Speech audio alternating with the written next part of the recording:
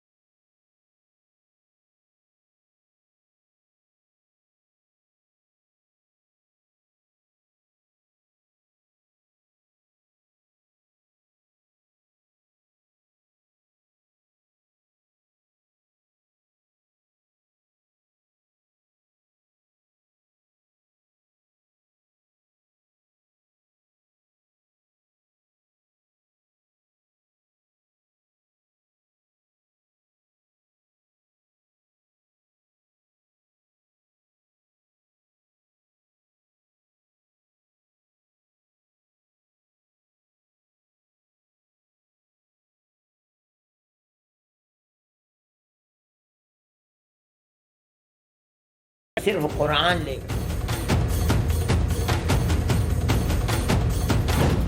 Laptop दिलाएंगे तो कट्टरता कैसे फैलाएंगे।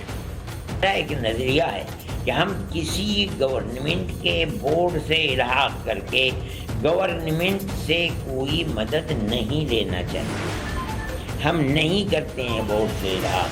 बोर्ड से इल्हाक जिन मदरसों का हुआ है उन मदरसों की हैसियत खराब हो गई आसाम की।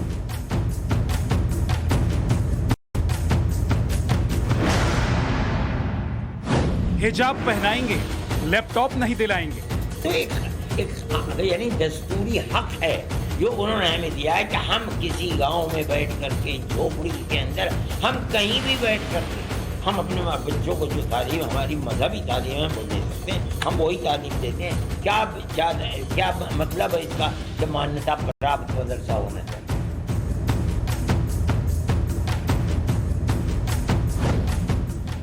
मौलानाओं को लैपटॉप से डर लगता है। हमें ऐसे लोगों की जरूरत है जो लैपटॉप न ले, मस्जिद के अंदर नमाज पढ़ा सकें 5 वक्त की, देहात में पढ़ा सकें, जंगलों में पढ़ा सकें, बड़ी छोटी छोटी तनख्वाहों पर काम कर सकें।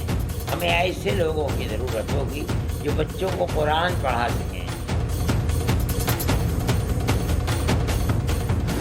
कुरान के साथ लैपटॉप कबूल क्यों नहीं। इसलिए हम ऐसे अफराद को पैदा कर रहे हैं कि जो मजहबी हैं खालिस सर से पैर तक। बढ़ेगा नहीं तो कैसे बढ़ेगा मुसलमान। अगर मुस्तकबिल आने वाले ज़माने के अंदर टकराव सरकार का हमारे मजहब से होता है तो हमें उस वक्त फैसला करने का होगा कि हमें अपने मजहब पर की मुखालफत में जिंदा रहना है या मुखालफत के अंदर मरना है।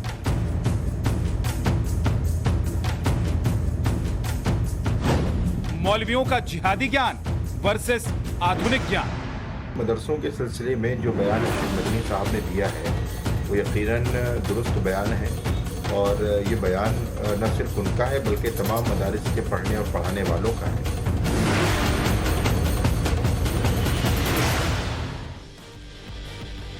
तो यूपी में मदरसा सर्वे के बाद अब जब एक्शन प्लान और सुधार करने की बातें सामने आ रही हैं तो मौलानाओं की बेचैनी बढ़ती जा रही है।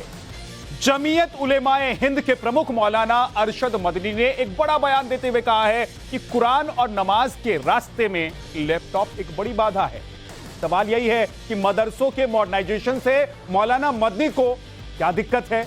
क्या वो नहीं चाहते कि मदरसों में पढ़ने वाले गरीब मुसलमानों के बच्चे आधुनिक शिक्षा के हकदार बने। आखिर एक हाथ में कुरान और दूसरे हाथ में लैपटॉप का विरोध क्यों किया जा रहा है, इसके पीछे का मकसद क्या है। आइए आपको एक डिटेल पूरी रिपोर्ट दिखाते हैं ताकि आप इन मौलानाओं को समझ पाएं और जान पाएं कि इनको लैपटॉप से और आधुनिक ज्ञान विज्ञान से दिक्कत क्या है।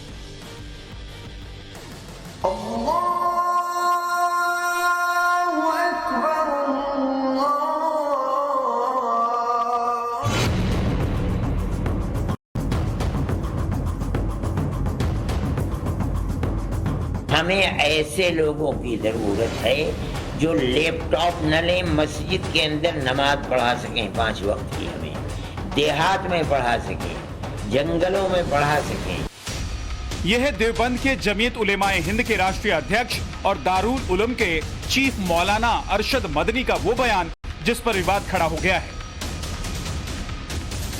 मदनी ने साफ साफ कहा है कि उन्हें मदरसों में मजहबी जरूरतों को पूरा करने वाले छात्रों की जरूरत है, न कि उनकी जिनका सरोकार आधुनिक शिक्षा से है।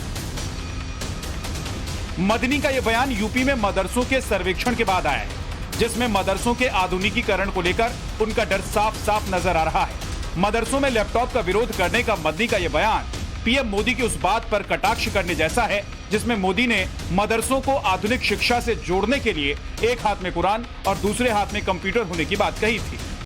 पूरी खुशहाली, समग्र विकास तभी संभव है जब आप यह देखें कि मुस्लिम युवाओं के एक हाथ में कुरान शरीफ है तो दूसरे हाथ में कंप्यूटर है। आज सबसे ज्यादा जरूरत है कि हमारे युवा एक तरफ मानवीय इस्लाम के जुड़े हों और दूसरी तरफ आधुनिक विज्ञान और तकनीक के साधनों का इस्तेमाल भी कर सकें। मोदी ने यह बात 1 मार्च 2018 को दिल्ली के हैदराबाद हाउस में कही थी। अब करीब 4 साल के बाद मदनी का मदरसों में कुरान और लैपटॉप साथ साथ होने के फॉर्मूले को लेकर डर सामने आया है। अब सवाल यह है कि मौलाना मदनी को मदरसों में कंप्यूटर और लैपटॉप से दिक्कत क्यों है, तो इसे भी समझिए। यूपी में मदरसों के सर्वे का काम पूरा कर लिया गया है, शासन को इसकी रिपोर्ट भी भेजी जा चुकी है। इसके बाद सरकार क्या करेगी, कौन सा प्लान बनाएगी, इन्हीं सब बातों को लेकर मदरसा संचालकों में खलबली मची हुई है। तभी जुबान ही सही सरकार की मंशा पर भी सवाल उठाए जा रहे हैं। सबसे ज्यादा परेशानी मदरसों की शिक्षा प्रणाली में बदलाव की आशंका को लेकर है। मदनी जैसे मौलवियों को तकलीफ इस बात की भी है कि मदरसे आधुनिक ना हो जाए। अगर ऐसा हुआ तो मजहबी तालीम के नाम पर कट्टरता का जो पाठ पढ़ाया जाता है उसमें कहीं ना कहीं खलल पड़ेगा। दरअसल सरकार लगातार मदरसा संचालकों को यह भरोसा दिला रही है कि मदरसों को अब आधुनिक बनाने का काम किया जाएगा। गैर मान्यता प्राप्त मदरसों को कानूनी दायरे में लाकर उन्हें मान्यता देने की कोशिश की जाएगी। इसके अलावा मदरसों में पढ़ने पढ़ाने वालों को जरूरी सुविधाएं मुहैया कराई जाएंगी। मौलाना का डर यही है कि मदरसों में अगर कंप्यूटर लैपटॉप वाली शिक्षा दी जाने लगी तो दीनी तालीम का असर कम हो जाएगा, कट्टरता की बेल पनप नहीं पाएगी। यही कारण है कि मदनी मदरसों में आधुनिक शिक्षा का विरोध कर रहे हैं। तो हम जानते हैं कि मदरसों की शिक्षा कैसे अच्छी होगी। आया लैपटॉप लेकर के होगी, मोबाइल लेके होगी, या सिर्फ कुरान लेकर। मैंने उस वक्त भी कहा था और मैं अब भी कहता हूँ कि हमें ऐसे लोगों की ज़रूरत है जो लैपटॉप न लें, मस्जिद के अंदर नमाज पढ़ा सकें 5 वक्त की। हमें जैसे मौजूदा दौर में मॉडर्न शिक्षा की अहमियत किसी से छुपी नहीं है, ठीक वैसे ही मौलाना मदनी का मदरसों में आधुनिक शिक्षा को नकारने के पीछे क्या एजेंडा है, ये भी किसी से छिपा नहीं है। इसका मकसद सिर्फ एक है कि मदरसों में कट्टरता की पाठशाला यूं ही चलती रहे। यही कारण है कि मौलाना मदनी जैसे कुछ मदरसा संचालक मदरसों को सरकारी मदद से आधुनिक बनाने का खुलकर विरोध कर रहे हैं, क्योंकि उन्हें डर है कि ऐसा करने से मदरसों में सरकारी दखल बढ़ जाएगी और उन्हें सरकार के नियम मानने पड़ेंगे। और यही कारण है कि मदनी की इस दलील पर इस्लाम के जानकार भी हैरान हैं। यकीनी तौर पर सरकारी इमदाद या सरकारी मदद की मदरसों को कतई तौर पर कोई ज़रूरत ना पहले थी ना आज है, और यही वजह है कि हमारे बुज़ुर्गों ने हमेशा सरकारी मुदाखलत की और सरकारी इमदाद की मुखालिफत की है। इसलिए मेरा यही मानना है कि मदरसों के सिलसिले में जो बयान अरशद मदनी साहब ने दिया है वो यकीनन दुरुस्त बयान है, और ये बयान न सिर्फ उनका है बल्कि तमाम मदारिस के पढ़ने और पढ़ाने वालों का है।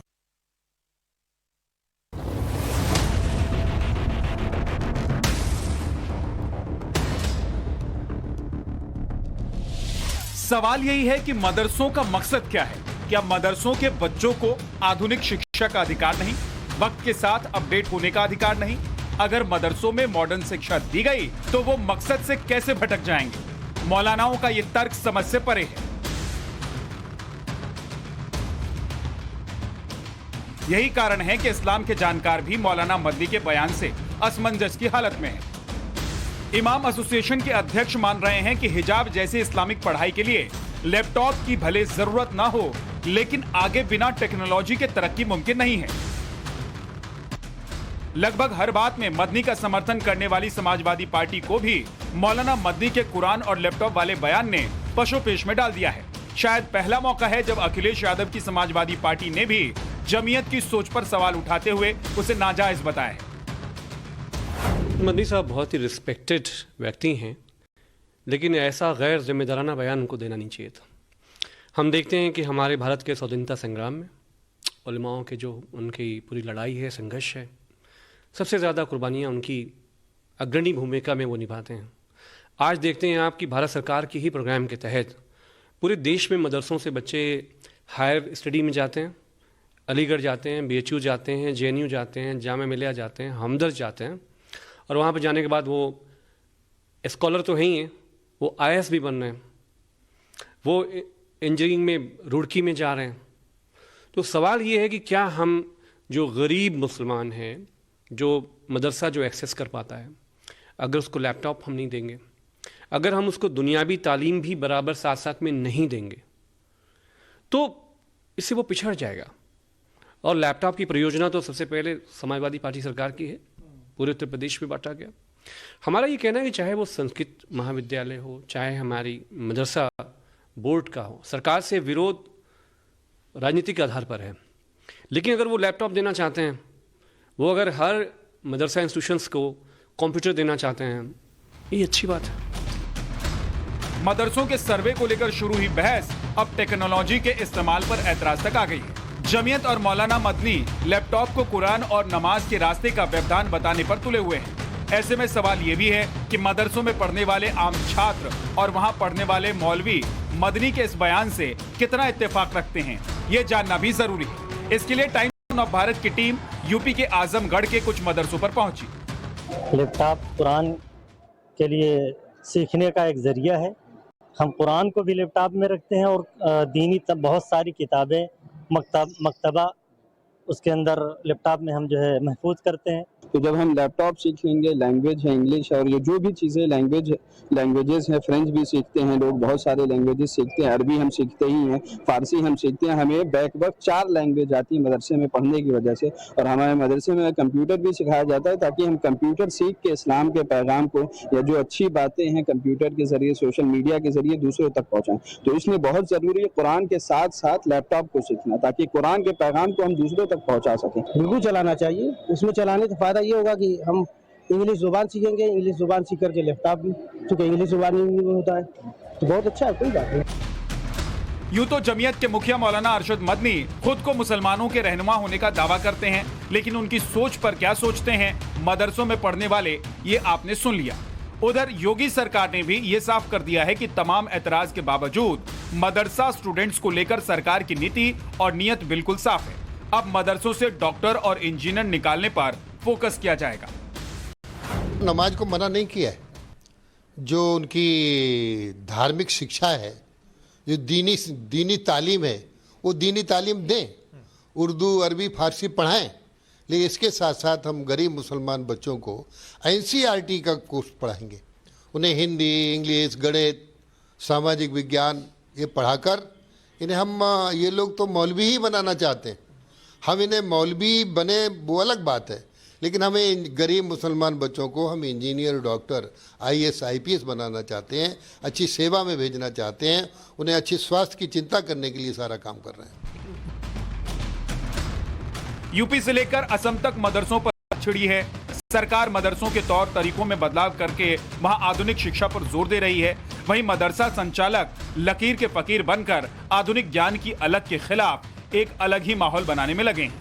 सवाल यही है कि आखिर मदरसों के मॉडर्नाइजेशन में दिक्कत क्या है। ब्यूरो रिपोर्ट, टाइम्स नाउ, नव भारत। हर साल की तरह इस साल भी राजधानी दिल्ली का एयर क्वालिटी अपने सबसे खराब स्तर पर है। राजधानी दिल्ली का एयर क्वालिटी इंडेक्स 400 के पार पहुंच गया है, बेहद खराब, जो सीवियर कैटेगरी में आता है। और दिल्ली की हवा में जहर घुल रहा है, जिसके कारण दिल्ली वालों को स्वास्थ्य संबंधित परेशानियों का सामना करना पड़ रहा है। खासतौर से वो लोग जो सांस की बीमारी से पीड़ित हैं, उनके लिए ये माहौल बिल्कुल जानलेवा है। दिल्ली की हवा में प्रदूषण की बड़ी वजह है आसपास के राज्यों में जलने वाली पराली। पंजाब में पराली जलने की घटनाओं में भारी बढ़ोतरी हुई है, जबकि हरियाणा ने अपने पराली मैनेजमेंट से इस मामले को काफी हद तक कम कर लिया है। पराली को मैनेज करने में पंजाब की आम आदमी पार्टी की सरकार फेल होती हुई नजर आ रही है। ये हम नहीं कह रहे हैं, बल्कि आंकड़े बता रहे हैं। दोनों राज्यों में बीते कुछ दिनों में पराली जलाने की घटना की बात करें तो आइए आपको आंकड़ों के जरिए समझाते हैं कि हुआ क्या है। 24 अक्टूबर को पंजाब में 1019 मामले सामने आए, हरियाणा में सिर्फ 250 मामले सामने आए। 25 अक्टूबर को पंजाब में 181 मामले सामने आए, तो हरियाणा में 12 मामले रिपोर्ट दर्ज हुए पराली जलाने के। 26 अक्टूबर को पंजाब में 1238 मामले सामने आए, तो हरियाणा में 123 मामले सामने आए। ये देखिए, ये 23 अक्टूबर का आंकड़ा हम आपको दिखा रहे हैं। 24 अक्टूबर का भी आप देख लीजिए, और इसके बाद 25 अक्टूबर का भी आंकड़ा आपके सामने में है। एक तरफ पंजाब है और दूसरी तरफ हरियाणा है। और 26 अक्टूबर की बात अगर करें तो 1238 पंजाब में और 123 कहां पर, हरियाणा में। और इसीलिए कहा जा रहा है कि हरियाणा ने मैनेजमेंट सीख ली है। 27 अक्टूबर को पंजाब में 1111 मामले सामने आए पराली जलाने के, हरियाणा में 83 मामले सामने आए। 28 अक्टूबर को पंजाब में 2067 और हरियाणा में 123। 29 अक्टूबर को पंजाब में 1898, हरियाणा में 112। 30 अक्टूबर को पंजाब में 1761 और हरियाणा में 112 मामले सामने आए।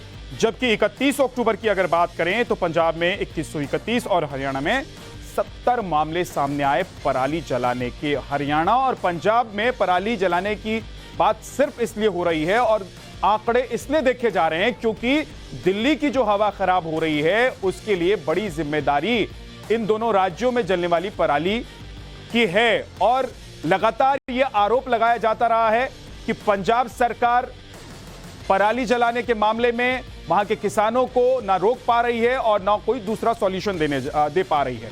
और अब देखिए, आम आदमी पार्टी की सरकार दिल्ली में भी है और पंजाब में भी है, तो आंकड़ों से साफ है कि पंजाब में पराली जलाने के मामले इन दिनों 10 दिनों में अगर बात कर लें तो काफी बढ़े हैं। वहीं हरियाणा में इन मामलों में पिछले साल के मुकाबले 25% की कमी आई है।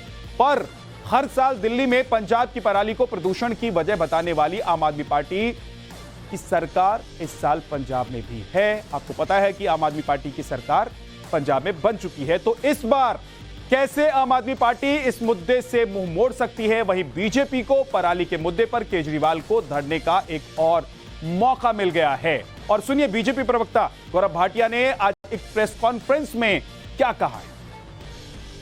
आपकी पंजाब में भी है। पिछले साल तो आप ये कहते थे कि आपके नियंत्रण में नहीं है, इसलिए नहीं हो पा रही सही।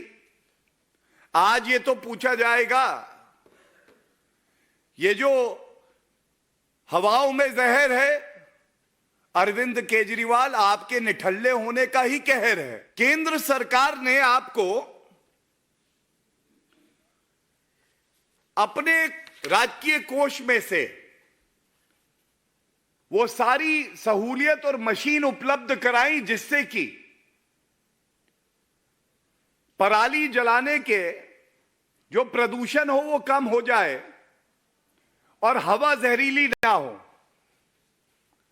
और ये रिपोर्ट जो मैं अपने हाथ में पकड़ा हूं, इसमें स्पष्ट लिखा है 1,20,000 ऐसी मशीन अरविंद केजरीवाल की जो पापी पार्टी है पंजाब सरकार के पास उपलब्ध थी। केंद्र सरकार ने उनको चिट्ठी लिखी, इसका इस्तेमाल करिए। बीजेपी ने यह भी आरोप लगाया है कि पंजाब सरकार ने पराली मैनेजमेंट के लिए केंद्र द्वारा दी गई सुपर सीडर मशीन का उपयोग नहीं किया, जिसकी वजह से दिल्ली में प्रदूषण बढ़ गया है। बीते 4 साल में राज्यों में 2.07 लाख पराली मैनेजमेंट मशीनें केंद्र ने दी। 2022 में 47,000 पराली मैनेजमेंट मशीनें बांटी गई। 2022 में पंजाब, हरियाणा, यूपी, दिल्ली को 601.53 करोड़ रुपए यानी कि 601 करोड़ 53 लाख रुपए की मदद दी गई। बीते 4 साल में केंद्र का दिया गया 900 करोड़ रुपए खर्च हुआ ही नहीं। तो अब आप समझिए कि पैसा केंद्र से जा रहा है, मशीनें केंद्र से जा रही हैं, लेकिन अगर उसका ठीक से इस्तेमाल नहीं होगा तो दम हमारा और आपका घुटेगा ही। जिम्मेदारी चाहे कोई किसी पर भी मर ले। वही पंजाब के कृषि मंत्री कुलदीप सिंह धालीवाल का कहना है कि किसानों को सारी मशीनें दी गई हैं। सर, केंद्र सरकार ने ਜਿਹੜੇ ਜਿਹੜੀ ਮਸ਼ੀਨਾਂ ਭੇਜੀਆਂ ਸੀ ਹੈਪੀ ਸੀਡਰ, ਉਸ ਨੂੰ ਲੈ ਕੇ ਕਿਤੇ ਨਾ ਕਿਤੇ ਸਵਾਲ ਖੜੇ ਹੋਏ ਨੇ। ਕਿਹਾ ਜਾ ਰਿਹਾ ਕਿ ਪੰਜਾਬ ਸਰਕਾਰ ਨੇ ਜਿਹੜੀਆਂ ਕਿਸਾਨਾਂ ਨੂੰ ਦੇਣੀਆਂ ਸੀ ਉਹ ਹਾਲੇ ਤੱਕ ਪਹੁੰਚ ਨਹੀਂ ਪਾਈਆਂ। सरकार देखो भाई हर चीज पहुंचाती किसानों को, पर बात वहीं आकर अटक जाती है। दोनों पार्टियां कोई भी दावा करे, एक दूसरे पर आरोप प्रत्यारोप करे, पर बात तो वहीं आकर अटक जाती है, आ जाती है, रुक जाती है। जो मन करता है आप कह लीजिए, जो शब्द इस्तेमाल कर लीजिए कि आखिरकार पराली जलाने के मामले क्यों बढ़ रहे हैं, इसकी पड़ताल करेंगे। हमने टाइम्स नाउ नवभारत की टीम को भेजा। दिल्ली, पंजाब और हरियाणा दोनों जगहों पर हमारी जो टीम थी वो गई और पता करने की कोशिश की गई कि दोनों राज्यों के मामलों में इतना अंतर क्यों आया। पीछे जो आप मशीन देखेंगे ये दरअसल सुपर सीडर मशीन है। ऐसी ही मशीनें खरीद कर पंजाब के किसानों को मुहैया करवाई जानी थी सरकार के द्वारा, और उसके बाद अगर ये मशीनें समय पर किसानों को मिलती तो शायद इतनी मात्रा में पराली नहीं जलाई जाती। देख रहे हैं कि काफ़ी नई मशीनें और बहुत सारी जगह नई मशीनें अब आ रही हैं, अब किसानों को दी जा रही हैं। आपको लगता है कि थोड़ा देर हो गया, इसको पहले कर लेना चाहिए? हमने उनको प्रॉपरली टाइम पे उनकी दे दी थी सैंक्शन, वो सभी ने खरीद ली है मशीनें। डायरेक्टर खेतीबाड़ी है, सकत्तर सेक्रेटरी है पंजाब खेतीबाड़ी मंत्री धारीवाल है, वो मंजूरी नहीं देते। नहीं, सब सब्सिडी तो पूरी पड़ी है फतेहगढ़ साहब में। मतलब पैसा है, मशीनें नहीं खरीद। हाँ, पैसा है, मशीनें नहीं खरीदने देते। जो तस्वीरें दिखा रहे हैं वो अपने दर्शकों को दिखा रहे हैं कि मोहाली के एक खेत में यहाँ पे स्टबल बर्निंग चल रही है और पराली जलाई जा रही है। जैसे कि ये स्टेट सरकार कह रही है हमने मशीनें दी हैं, किसी को मशीन नहीं दी। तो पंजाब में किसानों को आपने सुना, पंजाब की हालत भी आपने देख ली। हमारे रिपोर्टर ग्राउंड जीरो थे, लेकिन एक अहम आरोप और बड़ी बात यह भी हो रही है कि दरअसल इन मशीनों को लेकर जो सरकार की तरफ से टेंडर निकाला गया था उसमें देरी हो गई। पंजाब सरकार मशीनों को खरीद रही थी और लोगों तक पहुंचाना था इन मशीनों को, और उसके लिए जो टेंडर निकाला गया उसमें देरी हुई 10 से 15 दिन की। और आने वाले वक्त में क्योंकि अब नई फसल बोई जानी है, ऐसे में ये किसान भी मजबूर हो गए कि वो पराली को जला दे, क्योंकि आप माचिस मारिए और पराली जल जाती है। तो पंजाब के किसानों का आरोप है कि सरकार की तरफ से उन्हें कोई मशीन दी नहीं गई है। तो वहीं दूसरी ओर हरियाणा के किसानों ने पराली प्रदूषण से निजात पाने और उसी पराली से खाद और पशुओं का चारा बनाने का नया तरीका ढूंढ लिया है। क्या है वो तरीका, आपको दिखा दूं। हम इस वक्त है हरियाणा के पलवल के पेला गांव में, और ये मेरे आगे पीछे आप धान का खेत और जिसे आसपास के भाषा में यहाँ जीरी कहते हैं, ये धान की फसल की कटाई हुई है। और ये पूरा जो प्रोसेस है, अगर इसमें थोड़ा सा बदलाव दें तो दिल्ली में प्रदूषण की एक बड़ी वजह होती है। मांग के मुताबिक, और इस इलाके में खासकर अगर पलवल की बात करें तो लोग अब इन्हें जलाते नहीं बल्कि पशुओं के चारे के तौर पे प्रयोग किया जाता है। किसान है यहाँ से राजू शर्मा आपका नाम है। राजू जी, आप बताइए कि आप लोग इस धान के प्रोसेस को क्या करते हैं? क्या पुआल को छोड़ देते हैं और पशु के लिए यूज कर लेते हैं? नहीं जी, इसको पशु के लिए यूज करते हैं हम, और ज्यादातर इसको ले भी जा रहे हैं। कोई गौशाला में ले जा रहा है, कोई व्यापार के तौर पे, कोई अपने ही घर में यूज कर रहा है। तो अब हमारे प्रयोग में तो आप मतलब वो जो बाकी का पुआल खत्म होगा, आपको बताएं कि वो जो आपने पुआल का हिस्सा देखा था वो चारे के रूप में प्रयोग हो जाता है, और बाकी का जो डंठल है इसे फिर ये जुताई में उपयोग कर दिया जाता है, और ये प्रोसेस फिर जाके क्या खाद बन जाता है? खाद। तो ये कह रहे हैं कि फिर ये जो बचा हुआ डंठल है वो सड़ के अंदर खाद बन जाता है। वो खाद बन जाता है जी इसका, और वो एक तरह से देसी खाद हो गया। हाँ, देसी खाद होगा जी, गल के इसमें खाद बन जाता है इसका। धान की कटाई के बाद ये जो पुआल जिसे पराली कहा जाता है, ये वेस्ट जो निकल कर बेकार हो जाता है और आग लग के पूरे अक्टूबर और नवंबर में दिल्ली वालों का जीना मुहाल कर देता है। लोकतंत्र में वक्त एक छोटे से ब्रेक का है, फौरन वापस लौटेंगे। अब बन रहिएगा हमारे साथ।